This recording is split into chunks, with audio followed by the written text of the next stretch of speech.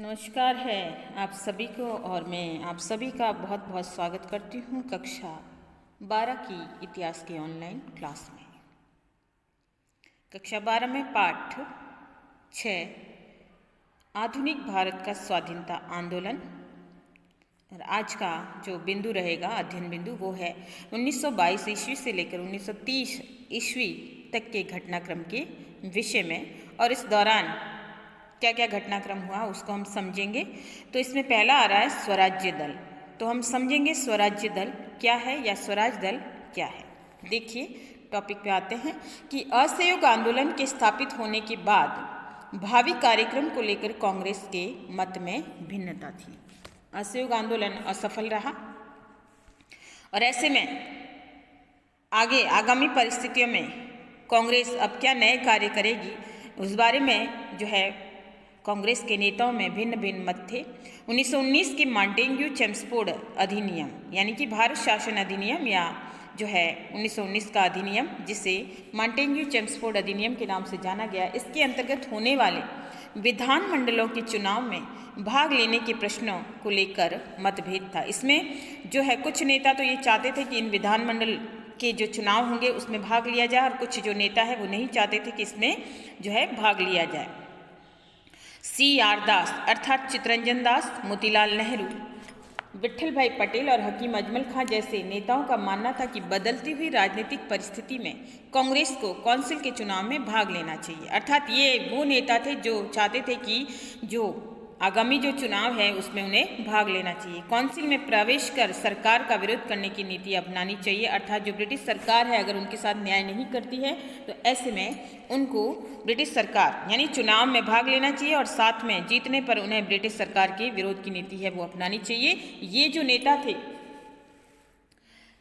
जो इस खेमे के अंतर्गत ये लोग परिवर्तनवादी अर्थात रेडिकल कहलाए। परिवर्तनवादी जिसे हम रेडिकल कह सकते हैं, उग्रवादी कह सकते हैं, कट्टरवादी कह सकते हैं। और ये वो नेता थे या ये वो परिवर्तनवादी नेता थे जो देश में जिनका बोलबाला हो गया था या कह सकते हैं प्रख्यात हो गए थे और ये कट्टरवादी कहलाए थे। दूसरी ओर अपरिवर्तनवादी थे जिनको नॉन रेडिकल कहा गया। और नॉन रेडिकल में जो नेता थे उसके अंदर सरदार वल्लभ भाई पटेल, बाबू राजेंद्र प्रसाद, डॉक्टर अंसारी एवं राजगोपालाचारी जैसे नेता थे जिन्होंने विधानमंडलों के चुनाव में भाग लेने का विरोध किया। अब ये नॉन रेडिकल जो कह सकते हैं, अपरिवर्तनवादी जो कह सकते हैं कि ये चुनाव मंडल में विधानसभा मंडलों के जो चुनाव थे उसमें उन्होंने भाग नहीं लेने की बात कही है, यानी चुनाव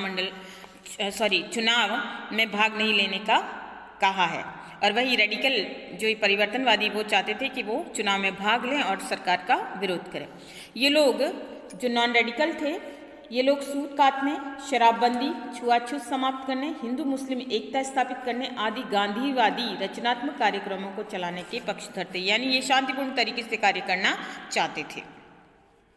कांग्रेस के दिसंबर 1922 के गया अधिवेशन, गया जो कि बिहार के अंदर है, गया अधिवेशन में काउंसिल में प्रवेश को लेकर कांग्रेस के नेताओं के बीच तीव्र मतभेद भी उत्पन्न हो गया। अध्यक्ष चित्तरंजन दास के प्रयासों के बावजूद भी काउंसिल में प्रवेश का प्रस्ताव है वो अस्वीकार हो गया। परिवर्तनवादियों ने मार्च 1923 में इलाहाबाद में अपने समर्थकों का अखिल भारतीय सम्मेलन बुलाकर स्वराज्य दल की स्थापना की। स्वराज्य दल की स्थापना है वो परिवर्तनवादियों के माध्यम से मार्च 1923 में इलाहाबाद में इसकी स्थापना हुई और इसके अध्यक्ष चित्तरंजन दास यानी C.R. दास और सचिव जो थे वो मोतीलाल नेहरू थे। और इसमें ये निर्णय लिया गया कि केंद्रीय विधानसभा एवं प्रांतीय विधान परिषदों में प्रवेश कर एक निश्चित समय में राष्ट्रीय मांगों को पूरा करने के लिए ब्रिटिश सरकार पर दबाव डालेंगे। यानी जो इनकी मांगे थी, स्वराज्य दल की जो मांगे थी वो ये चाहते थे कि वो इन चुनावों में भाग लें और इसमें परिषदों में प्रवेश करें और फिर एक लिमिट दे, उनको समय दे, एक डेडलाइन दे ब्रिटिश सरकार को कि वो या तो उनकी मांगों को स्वीकार करें या फिर वो उनके साथ जो है सरकार के ऊपर वो दबाव बनाएंगे। इन्होंने कांग्रेस के रचनात्मक कार्यक्रमों को समर्थन देने का भी निर्णय किया कि जो भी रचनात्मक कार्यक्रम अर्थात कि जैसे छुआछूत दूर करना या कह सकते हैं हिंदू मुस्लिम एकता स्थापित करना, शराबबंदी और सूद काटना, जो कि गांधीवादी जो रचनात्मक कार्यक्रम थे उनको भी उन्होंने सहयोग देने का जो है जो मत दिया या समर्थन दिया, और साथ ही साथ वो वास्तविक जो मांगे थी वो भी वो मनवाना चाहते थे ब्रिटिश सरकार के माध्यम से। नवंबर 1923 का समय और विधानमंडलों के चुनाव में जो स्वराज्य दल के नेता थे उन्होंने भाग लिया था। इस दौरान इनको यहाँ पर सफलता मिली। स्वराज्य दल के प्रयासों से 1925 में विट्ठल भाई पटेल को केंद्रीय विधानसभा का अध्यक्ष चुना गया। स्वराज्य दल के सदस्यों ने 1919 के अधिनियम के खोखलेपन को उजागर किया। उन्होंने जो भारत शासन अधिनियम था या 1919 का अधिनियम मॉन्टेग्यू चेम्सफोर्ड सुधार अधिनियम था, उस अधिनियम की जो बुराइयां थी, जो खोखलापन था, जो दिखावा था, उसको उन्होंने सामने लाया कि ये अधिनियम उनके लिए हितकारी नहीं था। उन्होंने प्रांतों में द्वैध शासन की असफलता को उजागर कर दिया और इस संबंध में मुंडी बेंच समिति की नियुक्ति भी उन्होंने करवाई।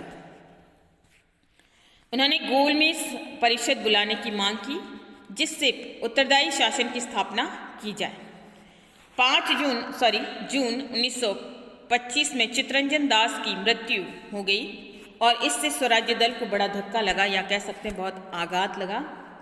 और 1926 के चुनावों में स्वराज्य दल को विशेष सफलता नहीं मिली। यानी चित्तरंजन दास अगर हम कहें तो ये स्वराज्य दल के स्तंभ थे और अचानक से जब ये स्तंभ ध्वस्त हो गया तो ऐसी स्थिति में स्वराज्य दल को बड़ा आघात लगा और 1926 के जब चुनाव हुए तो स्वराज्य दल को कोई विशेष सफलता नहीं मिली, अर्थात मुख्य नेता है वो चला गया था।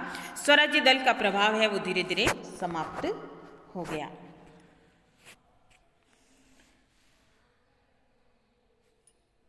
अब है साइमन कमीशन। तो ये तो था स्वराज्य दल और उसका कह सकते हैं प्रभाव। अब है साइमन कमीशन। देखिए साइमन कमीशन क्या है। नवंबर 1927 का समय है और ब्रिटिश सरकार ने साइमन कमीशन यानी इंडियन स्टैट्यूटरी कमीशन की नियुक्ति की।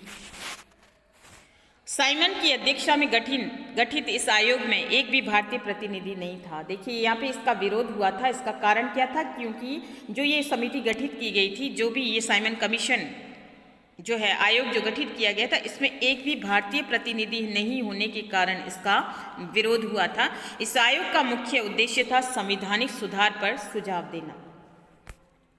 भारतीय शासन व्यवस्था के संबंध में जांच करते हुए इस कमीशन को ये रिपोर्ट देनी थी कि उत्तरदायी शासन लागू करना है या नहीं। उत्तरदायी यानी ब्रिटिश सरकार के अंतर्गत शासन व्यवस्था को लागू करना। तो प्रांतों में द्वैध शासन लागू रहना चाहिए या नहीं। एक भी भारतीय सदस्य के इस कमीशन में न होने को भारतीयों ने आत्मनिर्णय के सिद्धांत का उल्लंघन मानते हुए उन्होंने अपना अपमान समझा कि जो साइमन कमीशन आयोग का जो गठन किया गया था उसमें एक भी भारतीय प्रतिनिधि नहीं था और ऐसे में भारतीयों ने इसे अपना अपमान समझा और इसके कारण इसके चलते इस साइमन कमीशन का भरपूर विरोध हुआ। कांग्रेस ने दिसंबर 1927 में मद्रास अधिवेशन में डॉक्टर अंसारी की अध्यक्षता में साइमन कमीशन के बहिष्कार का निर्णय लिया कि अब 1927 के समय में मद्रास अधिवेशन के दौरान डॉक्टर अंसारी थे, उन्होंने इस कमीशन के विरोध का निर्णय लिया कि हम भारतीय हैं, इस साइमन कमीशन का विरोध करेंगे क्योंकि इसमें एक भी भारतीय प्रतिनिधि शामिल नहीं है। और इसमें हिंदू महासभा, लिबरल फेडरेशन और मुस्लिम लीग ने साइमन कमीशन के प्रति विरोध का मार्ग अपनाया। इसमें जो इसके साथ नहीं थे कांग्रेस के साथ, उसमें हिंदू महासभा थी, दूसरा लिबरल फेडरेशन था और तीसरा मुस्लिम लीग, और ये इनके साथ थे। और इसमें हिंदू महासभा, लिबरल फेडरेशन और मुस्लिम लीग इन्होंने साइमन कमीशन के प्रति विरोध का मार्ग है वो अपनाया कि इसका विरोध किया जाएगा। हालांकि मुस्लिम लीग ने साइमन कमीशन के विरोध के प्रश्न पर मोहम्मद शफी के नेतृत्व में एक गुट लीग से अलग हो गया। अब मुस्लिम लीग के कुछ नेता हैं वो इसके विरोध में नहीं आना चाहते थे और ऐसे में एक गुट जो बना, जो कि उसमें जो मुख्य उनका नेता थे या कह सकते हैं प्रमुख नेता थे मोहम्मद शफी, और ऐसे में एक गुट है वो इसके साथ नहीं रहा, अलग हो गया और बाकी ने जो है उन्होंने साइमन कमीशन का विरोध करने की ठानी। साइमन कमीशन 3 फरवरी 1928 को बम्बई पहुंच गया और साइमन कमीशन के भारत पहुंचते ही इसके विरुद्ध एक राष्ट्रव्यापी आंदोलन शुरू हो गया। यानी जैसे ही साइमन कमीशन भारत की तरफ पहुंचा, वहां पे भारत में राष्ट्रव्यापी हड़तालें या आंदोलन शुरू हो गया। मद्रास, बम्बई, दिल्ली, कलकत्ता आदि अनेक स्थानों पर इसके विरुद्ध एक अखिल भारतीय हड़ताल भी की गई। यह कमीशन जहाँ जहाँ गया वहाँ वहाँ इससे काले झंडे दिखाकर साइमन वापस जाओ के नारे भी लगाए गए और उसका विरोध है वो किया गया। केंद्रीय विधानसभा ने भी साइमन का स्वागत करने से इनकार कर दिया, यानी हर जगह साइमन वापस जाओ के नारे लगाए और साथ ही साथ भारतीय लोगों ने अखिल भारतीय जो है हड़तालें की गई और इसके माध्यम से काले झंडे दिखाकर साइमन कमीशन का विरोध है वो किया गया।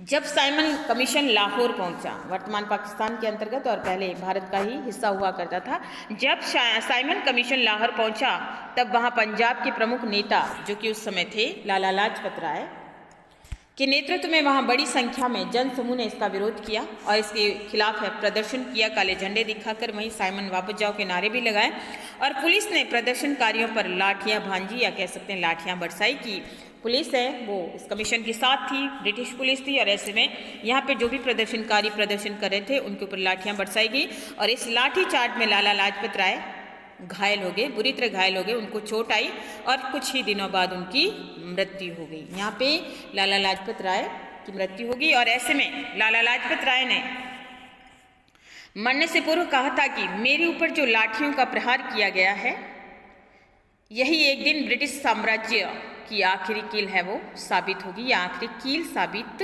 होगी, यानी उनके मन में ब्रिटिश सरकार के प्रति कितना क्रोध था या कह सकते हैं उनके मन में जो आघात लगा था। उन्होंने ये कहा कि मुझे जो चोट पहुंचाई गई है यही चोट ब्रिटिश साम्राज्य की आखिरी कील साबित होगी, अर्थात उनके नाश का कारण है वो बनेगी। लखनऊ में साइमन कमीशन का विरोध करते हुए प्रदर्शनकारियों के साथ पंडित गोविंद वल्लभ पंत एवं जवाहरलाल नेहरू को भी इसमें चोट आई और पटना में साइमन कमीशन के विरोध के स्वागत के लिए ब्रिटिश अधिकारियों द्वारा गांवों से गाड़ियों में लोगों को बैठाकर पटना लाया गया था, किंतु ये गांव वाले पटना में आकर गाड़ियों से उतरकर साइमन कमीशन का विरोध कर रहे प्रदर्शनकारियों के साथ मिल गए। ब्रिटिश सरकार ने कोशिश की थी कि वो गाँवों से जो है जिनको ये पूरी जानकारी नहीं है वो लाए और उन्हें स्वागत करने के लिए लाए थे, लेकिन जैसे ही वहाँ पे अखिल भारतीय जो विरोध हो रहा था उसमें जल्दी ही गांव वाले समझ गए और वो साइमन कमीशन के विरोध में आ गए और फिर वो प्रदर्शनकारियों के साथ है वो मिल गए। तो यहाँ पे ब्रिटिश अधिकारियों को सफलता नहीं मिली। मजदूरों, किसानों और नवयुवकों ने साइमन कमीशन के विरोध में हुए आंदोलन में महत्वपूर्ण योगदान दिया, यानी हर व्यक्ति है इस आंदोलन में साथ खड़ा था, कंधे से कंधा मिलाकर चल रहा था, चाहे वो मजदूर हो, चाहे किसान हो, चाहे नवयुवक हो, या कह सकते हैं हर व्यक्ति साइमन कमीशन के विरोध में खड़ा था। साइमन कमीशन विरोधी इस आंदोलन ने अंग्रेजों के विरुद्ध राष्ट्रव्यापी जन आंदोलन को और अधिक तीव्र कर दिया, यानी संपूर्ण भारत के अंदर है वो साइमन कमीशन का विरोध है वो अलग अलग स्थानों पर हो रहा था। विभिन्न दलों और नेताओं ने एकजुट होकर संवैधानिक सुधार की एक वैकल्पिक योजना बनाकर साइमन कमीशन का जवाब देने पर सहमति जताई कि वो ये चाहते थे कि साइमन कमीशन को वापस जाने के लिए या फिर जो साइमन कमीशन है जिन अपने नियमों को लागू करना चाहता है उसका वो विरोध करना चाहते थे। अब हम आते हैं नेहरू रिपोर्ट की तरफ। नेहरू रिपोर्ट क्या है? भारत सचिव लॉर्ड बर्कनहेड, उस समय थे भारत के सचिव थे लॉर्ड बर्कनहेड, ने भारतीय नेताओं को एक ऐसा संविधान बनाने की चुनौती दी जो देश के सभी समुदाय एवं वर्गों में मान्य हो। साइमन कमीशन का भारत में जगह जगह पर विरोध हो रहा था और मई 1928 में सर्वदल सम्मेलन बम्बई पहुंचा, जिसमें मोतीलाल नेहरू की अध्यक्षता में एक समिति बनाई गई। इस समिति का कार्य था भारत के जो भावी संविधान की रूपरेखा तैयार करना। इस समिति ने जो रिपोर्ट प्रस्तुत की वह रिपोर्ट जो है वो नेहरू रिपोर्ट कहलाई। इस पर प्रश्न भी आता है नेहरू रिपोर्ट क्या है, 3 से 4 नंबर का प्रश्न आपका इस पर बनता है, तो ये आप याद जरूर करें। इस समिति के सदस्य तेज बहादुर सप्रू, सर अली इमाम, सरदार मंगल सिंह और NS अणे, GR प्रधान, शोएब कुरैशी आदि थे।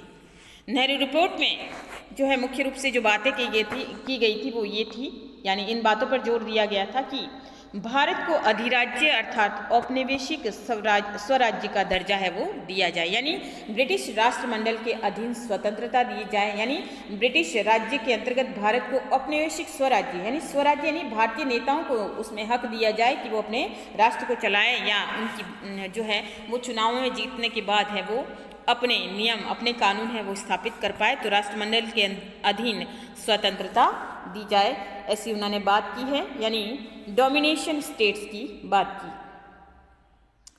नेक्स्ट है कि अधिकारों की एक ऐसी घोषणा की जाए जिसमें भारत के सभी नागरिकों को धार्मिक और राजनीतिक स्वतंत्रता प्राप्त हो, अर्थात कि मौलिक अधिकारों की बात की गई कि मूल नागरिकों को मौलिक अधिकार है वो दे दिए जाए। फिर सांप्रदायिक आधार पर अलग चुनाव क्षेत्रों की व्यवस्था को समाप्त किया जाए, यानी अलग अलग जो चुनाव है जो सरकार ने उस समय नियम बनाए थे, तो उसमें धर्म के आधार पर जो राजनीति की जा रही थी उसको समाप्त की जाए, और केंद्रीय एवं प्रांतीय दोनों ही विधायिकाओं में मुसलमानों के लिए सीटें भले ही आरक्षित रखी जाए। ये बात उन्होंने कही है नेहरू रिपोर्ट के तहत। और केंद्र में द्विसदनीय विधायिका की स्थापना या व्यवस्था रहे, प्रांतों को स्वायत्तता दी जाए, और साथ ही साथ प्रांतों का गठन है वो भाषाई आधार पर किया जाए। भाषा यानी जहाँ जैसी भाषा बोली जाती है उसी आधार पर जो है प्रांतों का गठन है वो किया जाए, ताकि लोगों को सहूलियत रहे और ऐसे में जो है व्यवस्था को बनाए रखने में भी जो है आसानी रहे। इसके बाद जो अन्य मांग थी कि सारी शक्ति केंद्रीय विधानसभा के प्रति उत्तरदायी भारत सरकार के हाथ में रहे, केवल विदेशी मामलों एवं ब्रिटिश सुरक्षा ब्रिटिश नियंत्रण में रखे जाए। तो ये नेहरू रिपोर्ट के तहत ये सारी बातें हैं वो रखी गई थी, या जो है इसमें ये बातें कही गई थी। और फिर नेहरू रिपोर्ट जुलाई 1928 में प्रकाशित की गई। मोतीलाल नेहरू की अध्यक्षता में दिसंबर 1928 के कलकत्ता अधिवेशन में ब्रिटिश सरकार को अल्टीमेटम दिया गया, यानी उन्हें चुनौती दी गई या उन्हें कहा गया, एक टाइम पीरियड दिया गया कि नेहरू रिपोर्ट को 31 दिसंबर 1919 तक स्वीकार नहीं किया गया तो कांग्रेस जन आंदोलन शुरू कर देगी। यानी अल्टीमेटम में ये कहा गया, उनको समय दिया गया, उनको डेडलाइन दी गई 31 दिसंबर तक, और अगर 31 दिसंबर तक अगर ब्रिटिश सरकार उनकी इन सब मांगों को नहीं मानती है तो ऐसे में वो ब्रिटिश सरकार के खिलाफ है वो जन आंदोलन शुरू कर देंगे। मुस्लिम लीग ने नेहरू रिपोर्ट का विरोध किया और जिन्ना ने अपनी 14 सूत्री मांग है वो रख दी। अब मुस्लिम लीग है यहाँ पे जो है नेहरू रिपोर्ट के साथ नहीं था, और उन्होंने 14 सूत्री मांग है, मोहम्मद अली जिन्ना जो कि मुस्लिम लीग के प्रमुख नेता थे, उन्होंने अपनी मांगे रखी। अब 14 सूत्री मांग अगर देखें तो शर्तें हैं वो क्या थी, 14 शर्तें थी जो कि जिन्ना ने रखी थी, और ये 1929 में जो है मांगे रखी गई थी। अब ये मांगे क्या थी हम थोड़ा सा जान लेते हैं। पहले अगर हम देखें तो भारत का संविधान परिसंघात्मक हो और अवशिष्ट शक्तियां प्रांतों में निहित हो, ये पहली मांग थी। दूसरा, प्रांतों को एक समान स्वायत्तता प्रदान की जाए। तीसरी मांग थी कि समस्त विधानमंडलों और निर्वाचित निकायों में अल्पसंख्यकों का पर्याप्त एवं प्रभावपूर्ण प्रतिनिधित्व हो। ये जिन्ना ने कहा कि अल्पसंख्यकों को जो है उचित प्रतिनिधित्व प्राप्त हो। चौथा पॉइंट अगर हम देखें तो केंद्रीय विधानमंडल में मुसलमानों का प्रतिनिधित्व 1/3 से कम न हो, यानी उन्होंने मुसलमानों की हिमायत की और उन्होंने ये कहा कि प्रतिनिधित्व 1/3 से कम न हो। सांप्रदायिक समूहों को प्रतिनिधित्व देने के लिए पृथक निर्वाचन मंडल की व्यवस्था है वो जारी रहे, ताकि धर्म के आधार पर लोग हैं वो आगे आ सके। पंजाब, बंगाल, उत्तर पश्चिमी सीमा प्रांत में कोई भी क्षेत्रीय पुनर्वितरण मुस्लिम बहुमत को प्रभावित न करे, ये छठी मांग थी जिन्ना की। और सातवीं, सभी संप्रदाय को धार्मिक स्वतंत्रता प्राप्त हो, उनको उनके अधिकार है वो मिले। आठवीं लाइन या कह सकते हैं आठवीं जो मांग थी वो थी, कोई भी विधेयक या प्रस्ताव किसी विधानमंडल अथवा किसी अन्य निर्वाचित निकाय में पारित न हो यदि किसी संप्रदाय के 3/4 सदस्यों ने इसका विरोध किया हो। नवा जो सूत्र था उनका, नवी मांग कि सिंध को बंबई से पृथक कर दिया जाए। 10वीं मांग कि उत्तर पश्चिमी सीमा प्रांत और बलूचिस्तान में संवैधानिक सुधार लाया जाए। और साथ ही 11वीं मांग थी कि राज्य की संपूर्ण सेवाओं और स्थानीय स्वशासी संस्थाओं में मुसलमानों के लिए पर्याप्त स्थान आरक्षित रखे जाएं या आरक्षित हो। फिर 12वीं मांग थी कि मुस्लिम संस्कृति, मुस्लिम धर्म, स्वीय विधि अर्थात जो पर्सनल लॉ मुस्लिमों के लिए बने थे उनको और पूर्ण संस्थाओं जिसमें चैरिटेबल इंस्टीट्यूशन को सुरक्षा है वो प्रदान की जाए।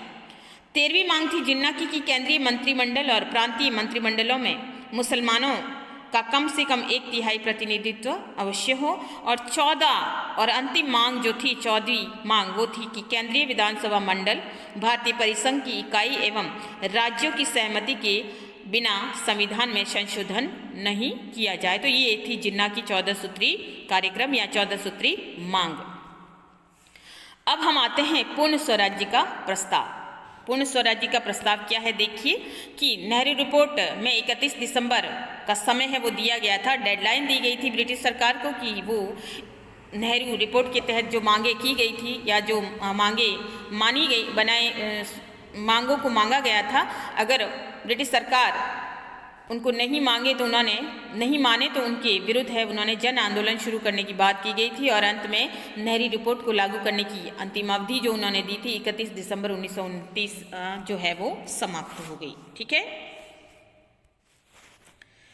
इस कारण कांग्रेस में अपूर्ण स्वाधीनता की मांग है वो बुलंद की। उसने पहले ही कांग्रेस ने कह दिया था कि जन आंदोलन शुरू कर दिया जाएगा दिसंबर 1929 में। इसके चलते जवाहरलाल नेहरू की अध्यक्षता में कांग्रेस का एक अधिवेशन लाहौर में हुआ। लाहौर जो कि वर्तमान पाकिस्तान में है, पहले भारत का हिस्सा था जब भारत और पाकिस्तान एक थे।